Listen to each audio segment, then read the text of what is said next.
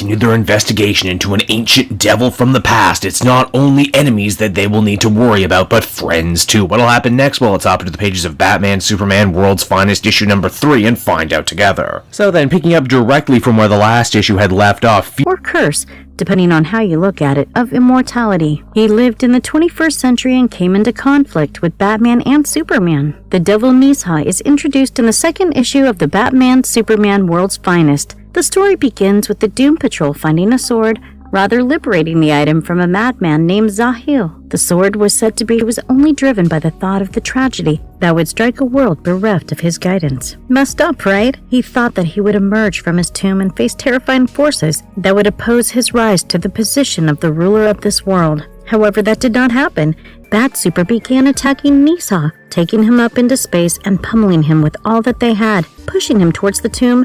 But just before the final push, the fusion fell apart and Batman and Superman became two separate entities once again. This allowed Nezha to gain his bearings and retaliate, but before he could seriously injure them, Supergirl flew in at him, catching him unaware, pushing him into the tomb area. She tells the heroes that they have to hurry and carry out the procedure to sealing him inside, and this is when she reveals the price of containing him. One of them Robot Man had an advantage over Devil Nezha, and that was the fact that he was made of technology that Nezha had not studied in his time and thus was not familiar with. However, the hero's hopes are dashed as Nezha quickly adapts to Robot Man's attacks as well, crushing him. Superman finally comes to the rescue. Using Kryptonian tech, he traps the Devil Nezha in the Phantom Zone. After he disappears into the Phantom Zone, Supergirl starts telling Batman about what happened and lead Nezha into the tomb and try to seal him forever, sacrificing himself in the process. Before any of the heroes were able to stop him,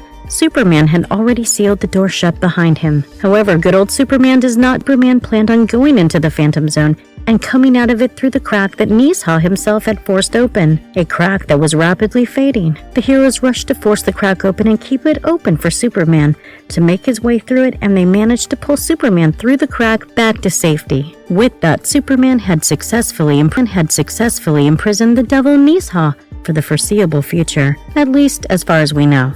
Comic book series, Nezha put his versatility on full show for fans. It also made another observation, namely that Nezha is essentially a far more hazardous version of Doomsday. Similar abilities, but they can do nothing to stop him. Due to his adaptable physiology, he is Superman's equal, or an even playing field, and may even be his superior. What brought him down the first time won't do so again. Physically, he's immensely strong, but his greatest power comes from his adaptable invulnerability. He quickly recovers even if he is hurt, or even banished by a force he has never encountered before. The issue demonstrated that it took Nezha only slightly longer to physically fight his way out of the Phantom Zone after becoming imprisoned there. His powers, Nezha considers himself to be a god, and with the impressive show of his powers that we see in the series, he is damn near close to being one, we'd say. He is a terrifying villain and holds his own against all of the major DC villains, making him one of the strongest, if not the strongest DC villain to be created in recent